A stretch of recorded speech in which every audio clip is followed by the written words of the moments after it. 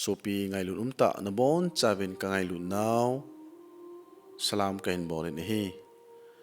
tuni a hi ne hengova thilha kan sei no men hi chu hi le tu chung eho Manipur sunga boina ito zo wa he May that 3 2023 apat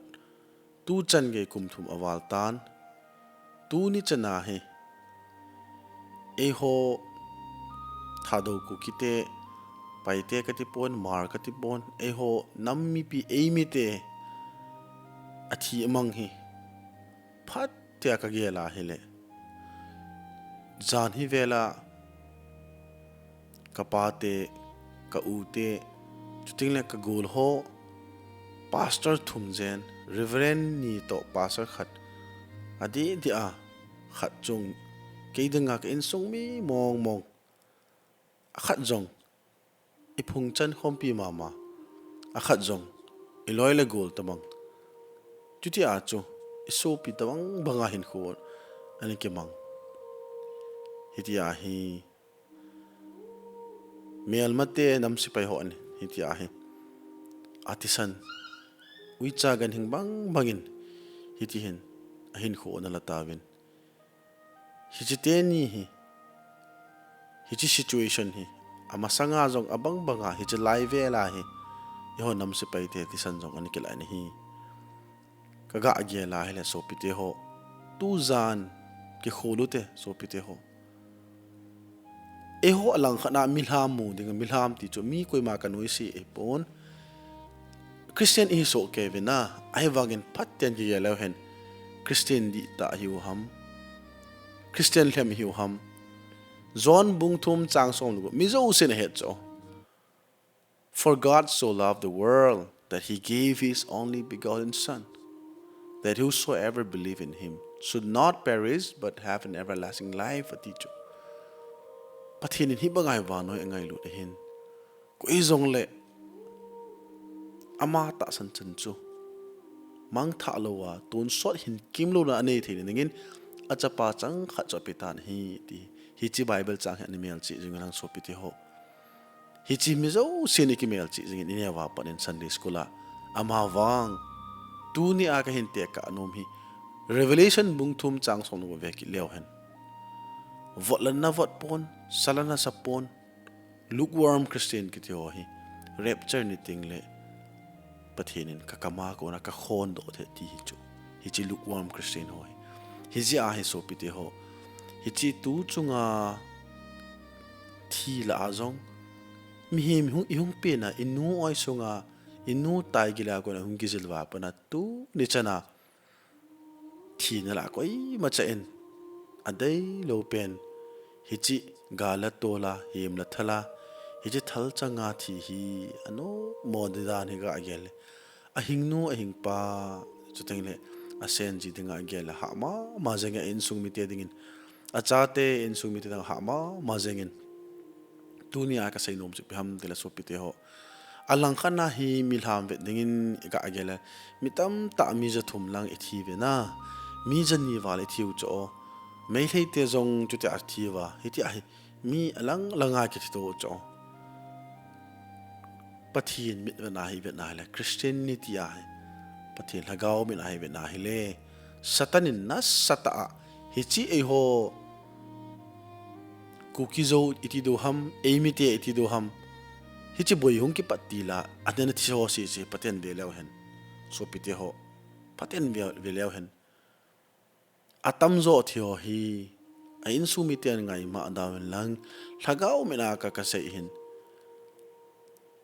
hin na le khabo amino ke sunadam ti hi ka gel kapo na ji cho aji chu pi ham tele satanin hichi nam se pai ho hello le hichi meile arambai tengol ho hello le hichi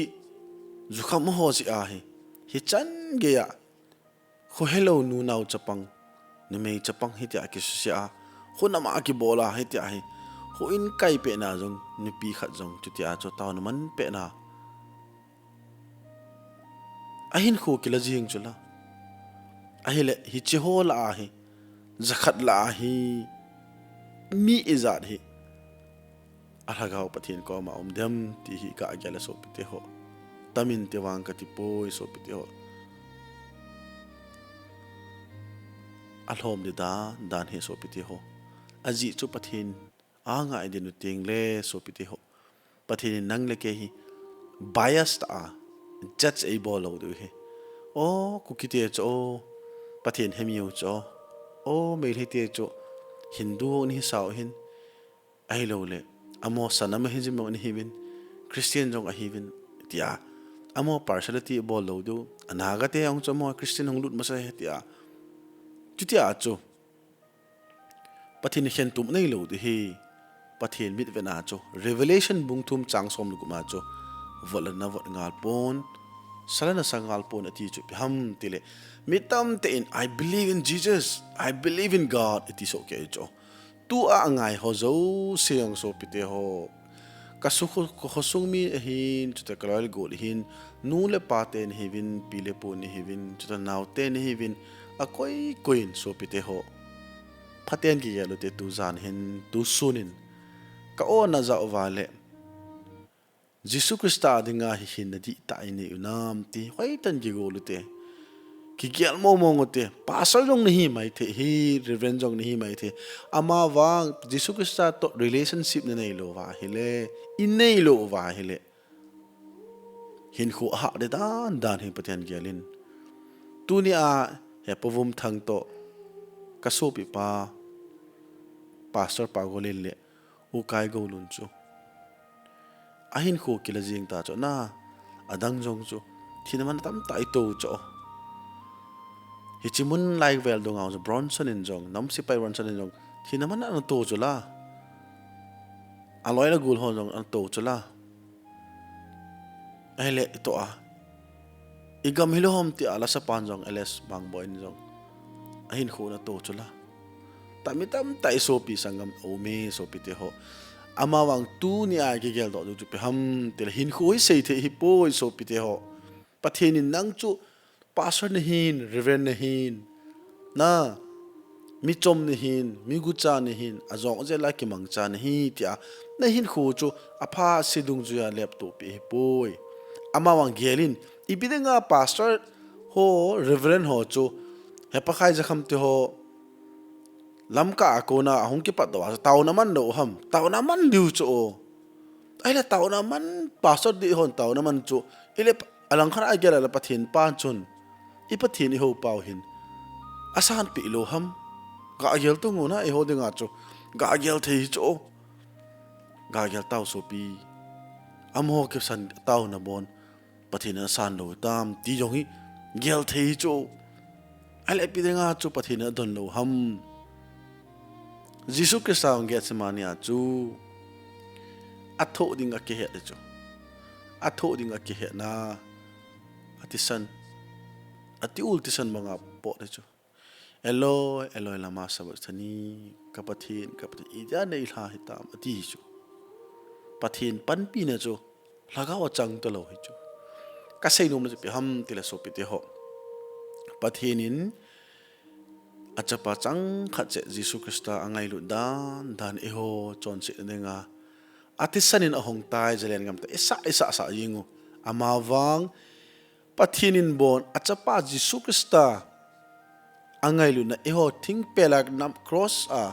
hiche rom se paiten abol na hoga agyan mongin vanin jong avet zolo hi van lai zola hichi angel so van ti no avet zolo hi mu thim jing cho ai le hichi reverend ho pastor ho kithana hichi ni ma cho Nigeria langa hiti ai pastor ho tam ta ki that ki chu hiji a chu lal to anga revelation some veleu chun standing in a white robe hichalai mi thieng ho alal ton anga mitam ta sim sen lo hi pathin anga iti ting le katisan leishana la ho hi phu na la de ham tin a peng ya ti chu ama sa ong kan ho lim tan iti da lhagao ho chun thi tao cho then how comes they remembered the names of the murderers ga gel tao iti athat ho cha he jing ham lhagao chun ga gel tang na that means that Lhagao chu akon science na lai chu na ai le Bible chu di tai pom wa hele I het now jing nu le pa ta het diu so pi sang het so ke diu chu la English am chu na would you know my name if I saw you in heaven di chu yeah, of course we will know it, we would see it na I het diu chu so pi sang mi ke het diu chu ama wa Jesus Christ in iliwe ti hul pe do so pi te ho denomination tam ta ini u Kuki ka tipoi, naga ka tipoi, melay ka tipoi. Jesus Christ hina di ta nei hi o wala so pita koi macai the thelo. Tu chunga hi namlam ka hong che chau ngol gam bata cho. Angol gam tai ka tiu chu physically angol ka ti hi poi. Satani nei pui chawai ta satani chan cha la yeng cho satani apart a night tul to ke het cho. Satan hi zo sa cho. Revelation 12 wangai be na hele. He is the accuser ama hi ni sin. Isopi sangam thoi ehe se ati jo Satan is not in hell right now. Satan jo tu hin le ha vale a ko hi ka hlem dem tin ne sin hiti hin o sopi te ho ki gel pau te tua ka tu sei hi na chera kum kwa na at pe na na ngai mai thei na dukana na pan dukan to na ngai mai thei na lo mu na zo na ngai mai thei sopi na kanilay na bol mo na ngay may thay cho ngay mahin lang na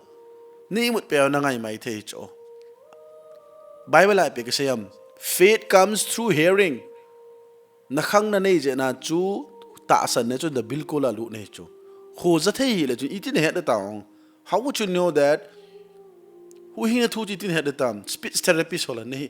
ithem po win e ho emite he na ki hello cho anangong ho to ki kho thei be se lo chule hi ja ka se nom pham tile satanin mi aman cha nam se paite mel mate nam se paite aman cha I pasaru eila pi hi lang khana ka I amo lhagao hi van gama alhagao hi pathin to commune na omneti chu ka he de ama wang satanin hi chi reverend ni to pastor kha na sata hi e ho Kuki society a hi e ho Amos society a hi na sata pathin thua mitam ta pin tha ding hi satanin ka zo tai ta Jesus Christ cross a thia chu ka zo tai ti ma pathin program chu hu hing na chu mi zo se na chan he chu hi ja alang khana ka gela hi le hi chi reverend ni to pastor age thana chung hi I ho dinga namsunga dinga damte na hinte tin kagel hi chu satanin ka zo tai ati hi chu satan ninga cha amho lhagao satan changlo di hi I believe that hizi hin tu hin phaisung ka tipon Silonga ka tipoi Delhi aung ka tipoi Pune Bangalore chutingle Guwahati Kolkata chutingle Singapore Shillong he han lang chutingle Kangpo pi Supermena Motbung Churachanpur Tuibong Lamka Songpi Munzau sia sopi ulenaut zau sin ki gelute ipathin hoda no hi di mong na sa nawam Bible hi veleo hen Genesis apar Revelation hi veleo hen some people's Tulai lekha ka theme tyo hen they might feel it's very funny na funny tilang chun agyal henu mai thyo ipi thuman man lo hi history hoi kan lo cho ati mai thyo cho but all are connected hewanga hi chi pathin Old Testament or New Testament hi Bible le ka sim ni ve sim chai dan to hi thum ve chana lenga round ka chika hong kit hin ka sei num chi pi ham tele hi je Roma apana kan pat kit hin Galatia ka na ka chai Roma kan sim kit to Corinna ka lut hin ipidinga Paul in Rome te an sei hi alang hi atam zo hi epistle hi cho awanga Rome hi top I dan hi hi chi khang la ya hi ga gel tang Bible ki sut hi ga ve na hi Jesus Christ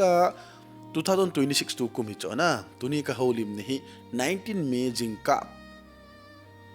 pung baro makhaya ka holim hin ka seinom chi pi ham tile hi chi kum sang ni masanga tu sim ani ki chai sa ki sei cho to a he ale hingjing cho hi chai khanga Jesus Christ Abraham pathin Isaac pathin Jacob pathin hi chi pathin chu tu chan ge ya hing jing hin hi chi alopi dan hin to a brother pagolin pastor pagolin hin ama hin athu tu lai mi tam te in ama snippets ti tau te a holim no ein sei jivin Charlie Kak te ho to aga te ben ho mi min gi het lo gi chu nang le ke I holim no ho hi a ki het po jine thai jong nang jong ke jong mi no si chi tho diu that is the reality harsh reality hi chu itabangin beauty product pons yan lek mi hen lang za chom na hi chi oriflame ma ko na ki order hen lang za chom ki bozol ni khale thi tho du so pi te ho na kum ni khale pathin na te pi dung ya hung theng tho de hin ka sei nom pen ju pi ham le se na ni khale ki tho de hin a hele ki pa ni kho hi so pi te ho inun e pa hing na lai ho hi so pi hing na lai ho hin ki ngai lut phat he tai so pi te ho I pathin ho naw hi khelo te ifona jong thil thieng lo hi chong khelo te na galatia bunga changsom la ko apa som ni kho simute so pi te ho ei ho tu chunga ipin tha sungwa ipin tha nungwa avel ai chon set wa rombung ye changsom la thuma ta salam ngai cha dong dan dung zuan na chon ne I te na ma na thi de ti chula ama wang lagawa hi chi ta sangai cha ho chu na zo wa na tha zo wa na hindu he ti chu hi chi bible verse very very important hi chu tu hin in sung khat hin mi pa te ho hin minute kingan se a minute jong mi pa te ngan se hinge mi pa te so ki pan ni mong hi minu la mi pa ki pat kinan acha te lamwai ki cho to acha te I ho emi society a he gam khang to ti taw te Guwahati Shillong Bangalore Pune dung no Delhi dung ho le ka thim ta mu cho PhD sim ngen mu cho ama wang Jisu Krista na hin di ta ini nam ju kholu te cha te boy pathin na su mil jing hinam pathin na su mil kha le I tinama jong na tun ki palo de hi iti the ham I cha te to khel thelo ham hi lo le ifon man na wa Instagram donga reels hi lo le YouTube reels Facebook reels hiti ai hin kho hi ki chai sa ham so pitia hi chi ki ya lo te ka so pite ho tu zanin tu ni khon tu sun tu ni lain tu ni hang kain tu jing kain ki ya lo te so pite ho pathianin bon angai lu cha ama ko ma ki pu e so pite ho ahile tu ni hin van lai zolen van ka hung ki hong te hen lang Jisu Krista avelin avantil zanel hoto vantil pipui hoto sumkon othong ze jun van lai zolen van hung ki ke te hen lang the world hours the world clock te taute mi him te ding a world clock tam ta tak ta hi backward a che cho eho se pau hele nung back nga che nung back te taute na eho chapang pau nung back nga che cho back nga che cho hi chini kho zero ong nun teng le 5 4 3 2 1 0 te la in khu ki cha yeng thei hi chi world clock ti de pa ju pathinin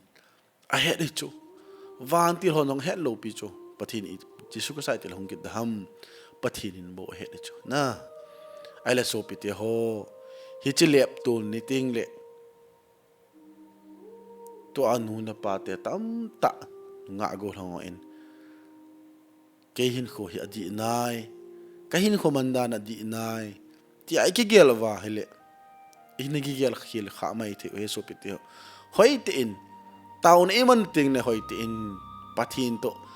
Jisu Krista to relationship in nei nam ti ki kholote atam zoi e mi te hin mitam zo hin we are praying to God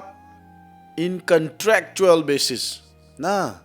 oyo I had him no lai ho denga cho oi ho Tulai government in contract nga go hi cho nang ho hi kum khana denga bo ni ki go he ti to nga ho ka sai nom te pam tile pathin I ho hi pakai hi chi kan bol de hin chinei pin na tabangai contract nga cho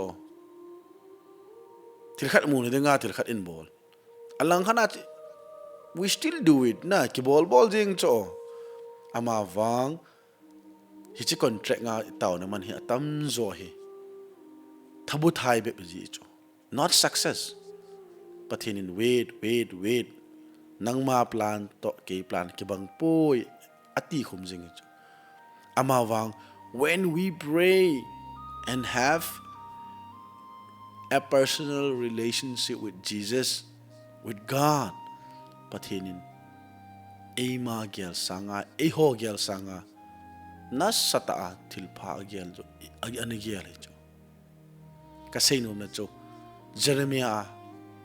nehin kovin keiman na don buding ting nangin het pha lo til na sata ke sel gu na sei ping edi pathin lu pin chang han lang amen so pite ho tuza na tunia kasino na pen pi ham tile chu chung hin nam pum pi ga gel tango lita na hichi zukham khat je a hichi volunteer hot ki boi mai maya hichana thil hong so ga gel za cha uma mi na alang khana amilong te dinga jong ga gel za cha uma cho mitam te en milong honong ai na it reverend vi shit lo chu hepa hi apa chu pupa kho sit lo chu aloi nu wrong mai he tu mi jo sin he cho ke wrong mai te hang ai na I de chu me ai chu he is the pioneer of the wrong mai amo hymns alabu hi eho thado amy la ho anale do a hitia hi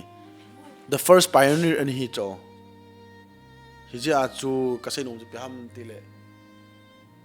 phatian ge leu chun hiti hin to a hin ko hi chan ge hungin te ti igelo mai the na hi ja chu so pite ho khai tan gi alutin alang khana hi na sata a pan iti la da ham igal mi ten hiti a he bol ting le e hon lung pina pin la direct demonstration bol pe ding ke dal ning ke na ding thil khan an to ting le ho hin taw na ban pai yang ding pathin in program anei he so pite ho pathin lung thai na hin kho mon vam eima le pathin ke ka I program pau hi chi hi gelo te so pite ho hi ja hi satan thang kol hen o po ti so pite ho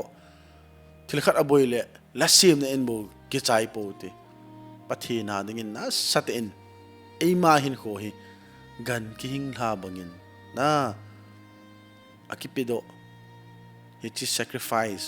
Jisu Krista cho thing sela nen bu li hila chon selo khat Jisu Krista ki pi do manga hi nang le ke jong so pite ho pathina ding na sata hin ko ki peu hitin hi chi kel ngoi le kel ta chang ta la chang hlem hung kilhen ni khoting le nang le ke jong hi chi hin no hung sunga chu amin ki ko na sunga chun izau thein adingin ho ini kai wa la sa na ki chai sa le lovin so pito ilung thimin hichila hi asla sim pan asa hi na akhununga mitam te na hin phat chom pi na ga sim hin ehon amin main kum kwa ne to thun sapo ti I hanika zarda ka ti poi talab ka ti poi shekhar ka ti poi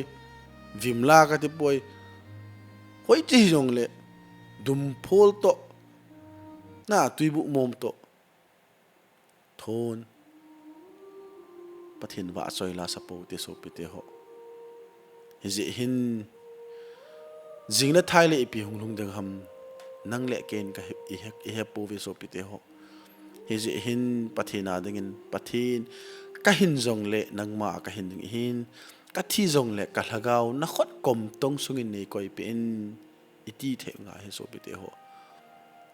pavum thang se lawa chapa wa homlu na sei cho Jisu Krista minin kapa that ho ka ngai da me ti hi alang khana mi ten ai ngai nom na dinga bo asay da na ila mai the na hingi alang khana chu adi dola asay chu Christian hin zala ama wa alung sunga ang kondo pa ko ham apa hagawin adin pia asay humai the na polan umachu nang na ke hitin ipa hi mel sita in hit nam sapay ho phalo hot gal me that pili ingai dam zo na divem so pite ho hi ja chu I Christian hin ko now a color pa hi I zemu hi ta cha pa itiwa ta cha no ta cha pa itiwa kham tang to boy tong ki a dha phei chom ki chen dha dil ki kop dham hi chele le ta cha pa hi poi so pito ta cha pa ki ti cho za chu hi pathi na ding nang ta cha pa hi hiu ti ka ti not only just to flaunt our traditional attire na inam pun inam van mila a ichoi sang no mga chun pathi na ding in jong I hi now I thi now I ta sao chu Efisia bungu 17 langa sim lew hen e hon cha te ho pakai nu na pau thu nungin bo hi he chu abani sim de lo piu cho pathin gal no ve na thuta in kong ki ga un na chon di in om pho the breastplate of righteousness Lhagao chem jam panun ki pana thu pa keng chut sevin ti a hi hu in la lu hu ki hun ati chula hi chi zem pa chu ipo do thelo ham so pite ho hi chi po do ninga chu nang le ke tu ni a hin pakai mi chon se ka hin na hing na keng mula cross a hin khong ki tai nei ngai de min pathin tu zanin tu sunin ka ona za ai la so pite ho a velen pathin lagawin umpi han lang a velin pathin lagawin na lung thim hin tong kha hen ka ti in so pite ho nang ho dinga ka taw na pi pen chu pi ham ti le so pite ho hichi ilung thim mi him lung thim ata dan we are surrounded by all the materialistic pleasures tilei set nop sana thil dang dang jiblakar a hoi azat chat fon hoi ta hen lang ji hoi ta golang mel hoi ta nonga mel hoi ta hitim lima mu thei tam ta azat zat nop sana thil tam ta ai vanuin Satanin Jesus Christ cho anhe ma cho 40 days and 40 nights anangola chu vanui hoi na ve cha chula Jesus Christ jong pathin che pawon the ma thele so pi nang ne ke chu we are not escapable pathinin zo banga chu test able go chu ai le tu hin alang khan ga ge lew chun dairang in van ngam lu hen lang nu na dem no test ne yu chu hi test e hodinga hi che filter cha pati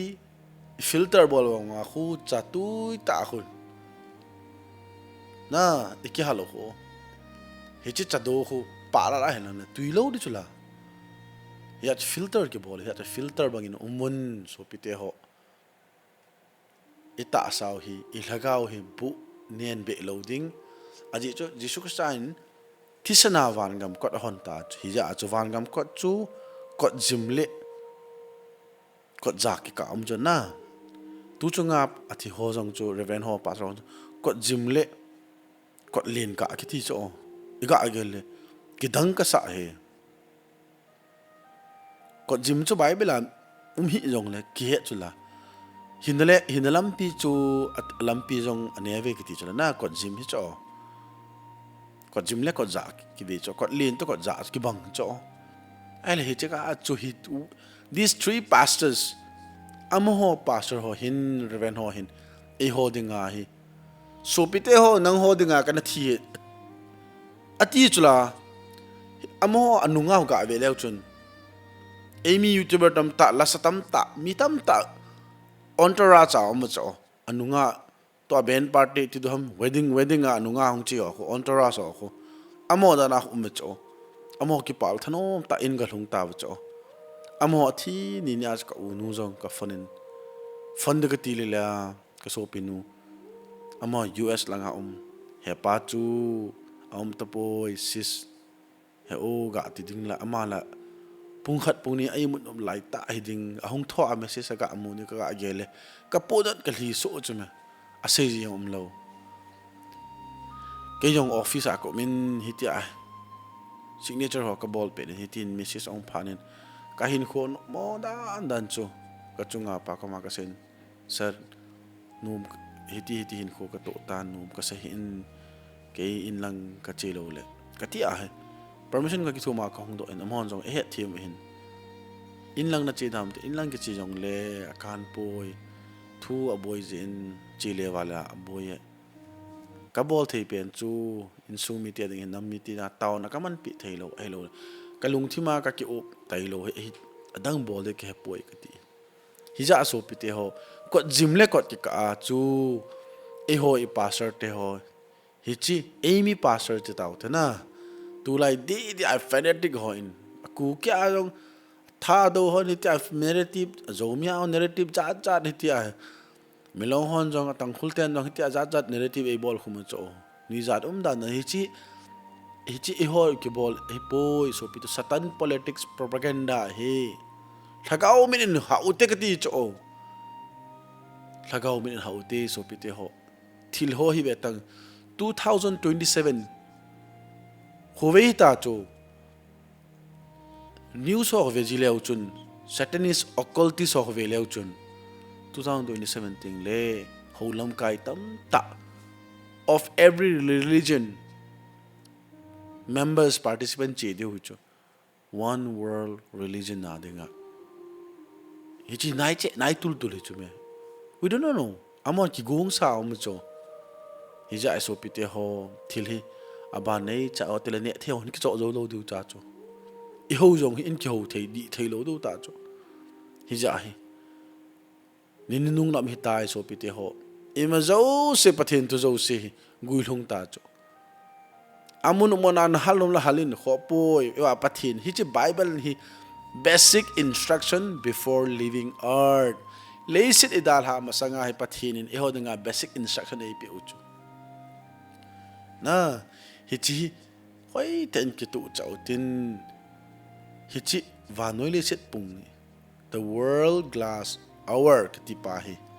hichi a phat ke chai kain hu ni hing ni ke san noi ti so pi te ho in ke kaya la ke sa hi phachum poi khupe ki be bang hin na huiwa ki beng la bang be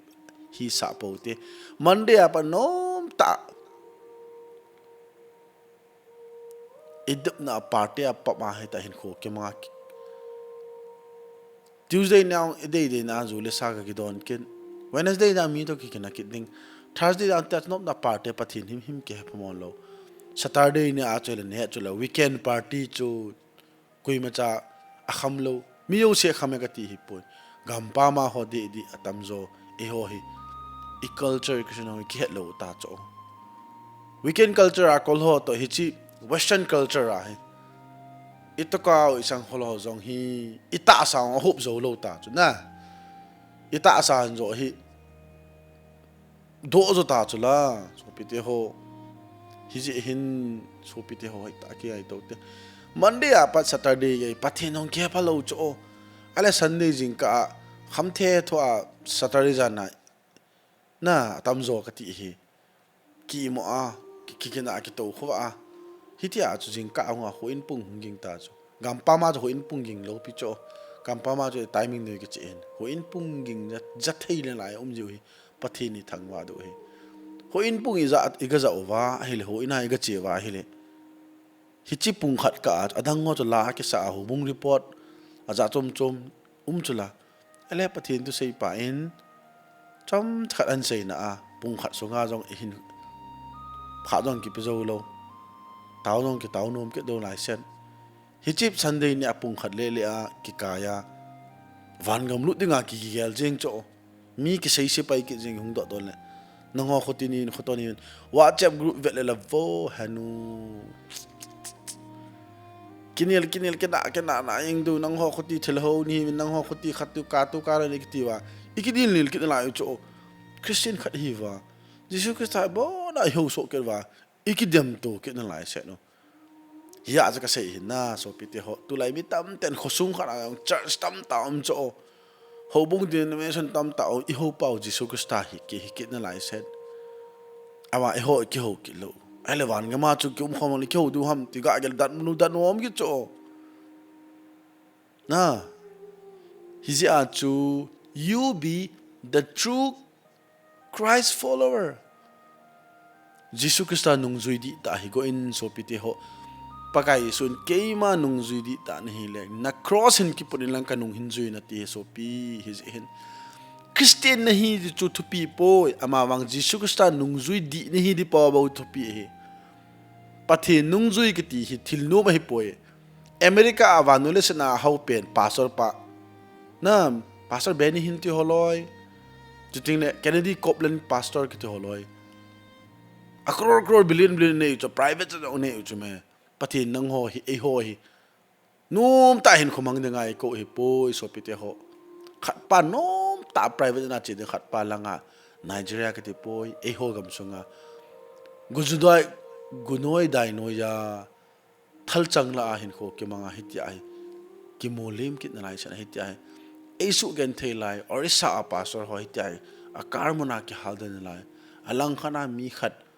na sata pathini na sumo de hi ti ya Tulai fake pastors, fake evangelists. Tu hilam tam ta anu ya hi so pite ho. Ninunong lang le ta sa nabi tam ta hungpul de ti pa hi. Geldo jingote, igeldo jing na diwa jo tu niya ibol di na hon ken. Bible is simple po ti so pite. Bible is simple po ahele pathin e ho pi de chu. Bible long sinom to lo pi jingka la Facebook status ke venum pa ta cho WhatsApp ko in ka dong no ka dong pa ham ko thu che tam chi bo ke Bible long khat vi chang ki phong nom te lo cho ai le chu van gam lu te nga ki ngai to he so pi te ho ke gelun Revelation 3:16 vat la na vat ngal pon salana san pon ka kama ko na ka khon no de chu hin le kho ba min a lo le so pi te ho na din na mun hong ki ke ding damun ton sot me di la na len lu de so pi te ho ilen lu du he ta san lo idi lo wa hele hizi hin tu hin pakai mi chon se ka he pa kanal hin lel dan he o kaping tha tai ka ti wang hin keima kalunggel kabon dan adi lo dan he so hepa adi mo mong ta po izena mitile nang main Adam ana chon sit chu aki chaitan thisana na hon na hat do hitan tua Galatia bunga chang som la ko a EPSM som la ko ba som ni khan EPSM chule ta sa phelam thilbol cheng sewang chu akilangi hi chu John Than hoi thin lo hu milim ho doi choi kido kina kinil hi chu ho thumin tu chana ei kan be na lai cho kimi thi lunghan loi tum sem kelang hin kibung khen ibol bam ibol so ke na so pite ho ki thang sit zukham ki ti chlai zukham el tol gol bol nok chule chutabang adang dangong cho hi chenga cho masanga ka hil cha bang ngowa cho amasanga ka hil cha amasa ni hi ve chutabanga chon ho cho pathin gam alu lo ding he ti so pite ho pathin at thing sim do na pathe za janimal so pe lang so pite ho hi chi Bible verse hi kaman no me pham tile this Bible verse changed my life kahin khu ki khiale so pite ho izan nang ma in ka phai ka thinglale Christian ka he pathin nungzui ka tin gi gel jong lo chun pastor evangelist ka he ki ti jong le chun so pite ho chi la ya hi inat po le pathin gam ilut lo du he so pite ho na Bible la hi New Testament ha ve leo hen God's grace adang denomination ho Mormon ka ti po Jehovah Witness ka ti po tam taum cho ewanga cho pathin Jisu Krista ta san manga hu hinga di pau hi number 1 Jisu Krista ta san na det ta ine ya hi ding le ita sa chu pathina hi chu John 4:24 pathin chu Lhagao hin a ho ten Lhagao la thuta a ho ding mok ai a hi le so pi te ho ita asaw pathin Lhagao thing temples of the Lord ti hi igel na obam Tulai chu fashion a hi nu me ho do de a ai theina chana sangkhol ho to ka hlom thein chana ki koi ngen ta chu wa noi le chana hi na me amel hoi dan hi akisel chana min hoi kisa chu pathina dinga jong kisim dan kichei dan bible am so okay pasal kisim dan ding uma na me kisim dan ding uma so pite ho hi ja hi pathina ding hin hoi te in ki piu ti gan ki hingla bangin Isaiah ki sei chula na chon se naw san dup je zu yong lab kel ngoi mul jol sel banga ki bon sa de ti chula hongin ki ho to ti chu pathinin hele so piti ho tu nin avelin pathin to ki ho to ki dingin chi taw hiti zion mul sang ka ti poi nam namun chen mit hil o wa chun tawin dil so in lang tawin paka mi chon se ka hi chi galatia a mi te hinga romin polin ana thot lekha he pa kaling zo po ve pa to a chon che na ka ki bol do hi ho hi avelin bol kit ta pong te pakai leisen up sana hi chi materialistic pleasure ho hi avelin ngai cha ta pong e pakai nang ma na cross chu ki put ing ting ka cross lampi ka zot lai hin ha sat na boina tam ta to zong le ka chi jing ding hi ka chi jing ding hi ti hi la sa mai main sapo hite so pite ho mel chi ing cross lam pi hi ve untin jesu lam ka jing jong le hen I hin jong le thiu jong le pathina dinga anop di dan hi achining pa dinga nom chuteng le avail ha in sumite dinga jong o ka so pi ka in nei pu ka in nei pi he o pathin to khom de ta he o ti a gul ngai cheng to lui gala ananga du pa kinem ta anga du pa thanop no ma hi cho so pite ho hi chi le set hi ni khale da la tho du we are just a traveler na this world is not my home I'm just passing through teacher banga chu so pite ho we're just passing through hi chi thizo ting le hin na umeti pa heu hi te khati chu so pite ho tu ni a chai na ka sei gut pe nang hi lekha thim pen hi mai thei chu na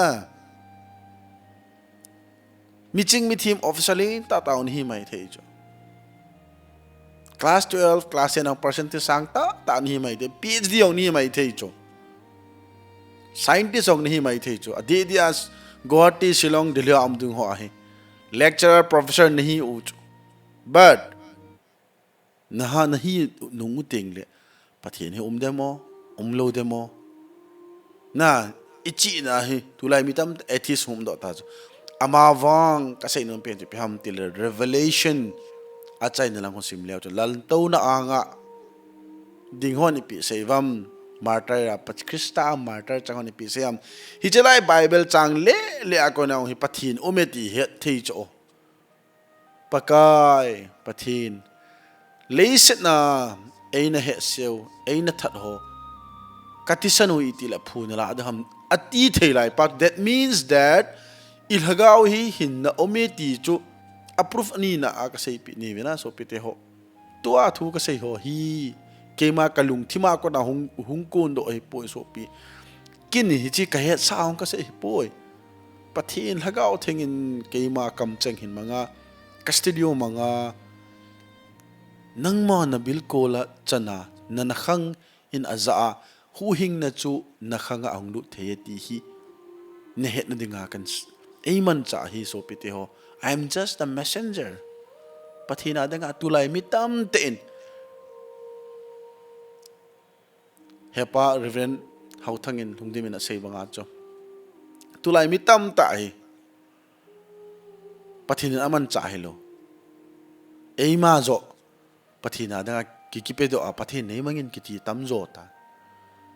ahui lang chu hi jong le God is using us so pite ho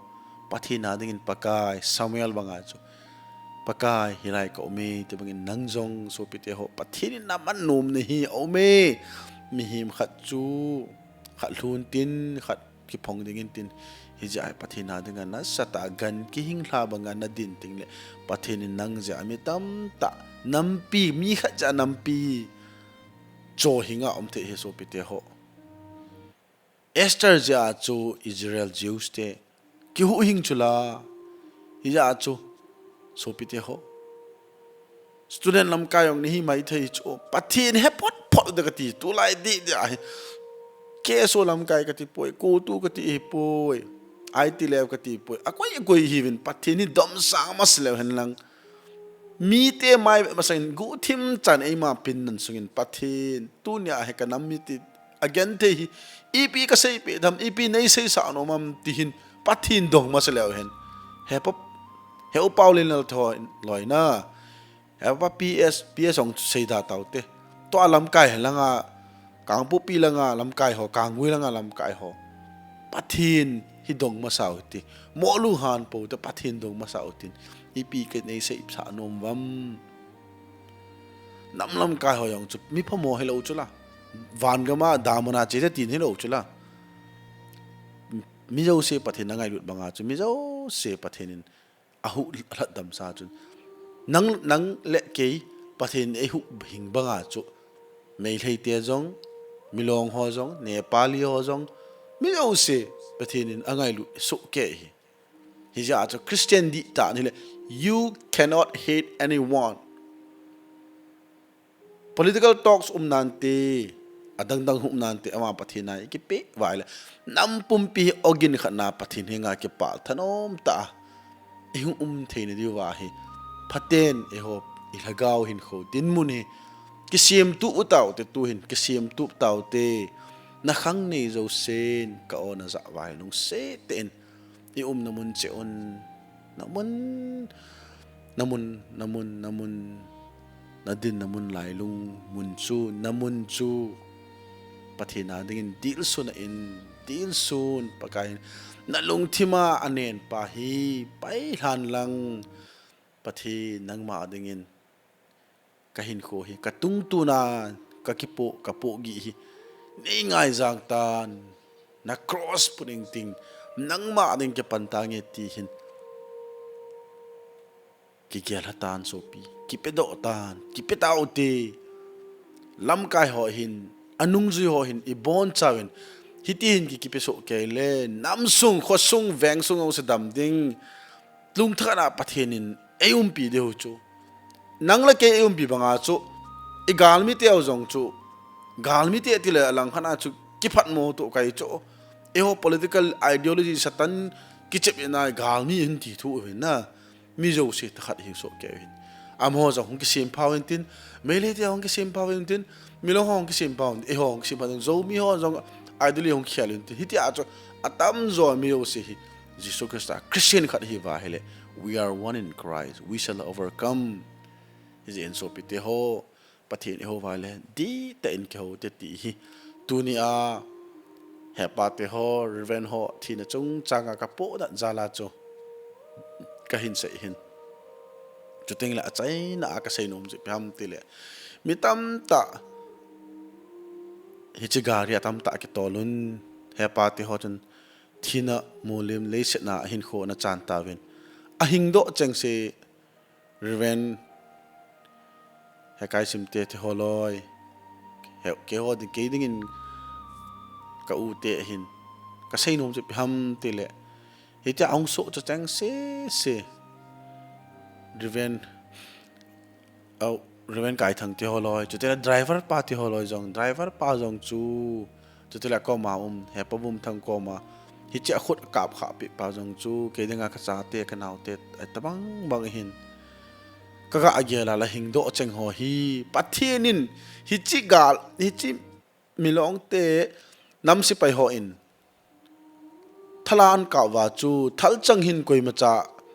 apu apa het lo pi cho akap ka na jang pana leng in i ti da hi thal chang chun nang ho na pel wa mo thiu ham ga yel tang so pi te ho nang ho nang ama thal chang chun nang ho na phat je wa amo phamo ham it might not happen like that na pathinin nang ho dinga to bang khai akoi na lai he lhagau thingin na pan piu so pi te ho nang ho thum li lenga aso cha ho hin na sata hi chini kho AKONNA na ke hu hing pau hi van til pathin van til lhagau thingin na pan pi wa na pha hling nai poi so pi thil na to sa no me ti hi adi dia driver pa hepum thang ko umpa agu nang ma denga jong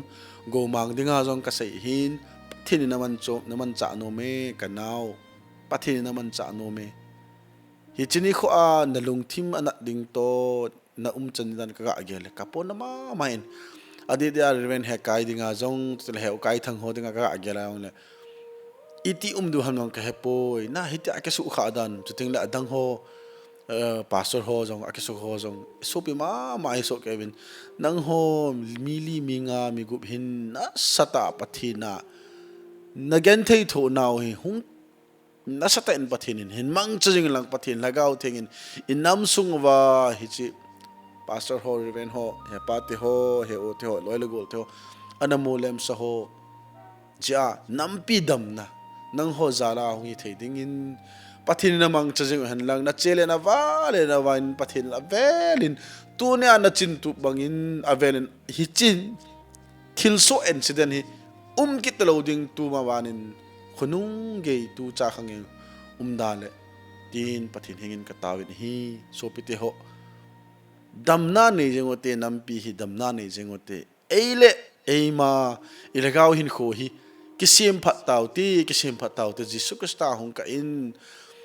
chua hinna konga imin ki ko na dinga chun chua min ki ko na a hin imin na diam tibu kho sautin jisu krista nung zui di tan pan tau te jisu nung zui din ke ka ki pan tai tin nasat in the world behind me the cross in front of me ji pu hitin hichilung punin hichinok sente in sunga kona hong kisim do hichila I have decided to follow Jesus he wai ten chi pi kit tau te so pi te ho mun tina ka so pi ka sangam na bon chaven hichi ka sei hel sei wal tam ta de hin hitunia kalung na ka po na ka indinga ka in sungmi so in kaloi la gol hin kasay nom sa piham tile hichi pastor pagulin hi athi masang je machun kay ko min kakar khat athu min kenjong kangai lu ji in kanapi in pathin na to na he ti in kenjong kai sa he wangin pathin na to nga cha hile kenjong suman tampon he wangin kanapi jeng hin hiti na ma wang sit na ahung chu le keding jong ka agyal do ji le atso ka kimuto na hana chai hanirtan amazon alagaw pathin henga pathin koma holy communions with the Lord diu ka ging sa in hapati hojong na bon savin to tingle ukay gulun hoyong na bon savin na lhagaw Jesu Krista to holy communion jing ta hen Amen, amen. Untina so pisangam na bon, 7 suntin chibay zantin mangpa.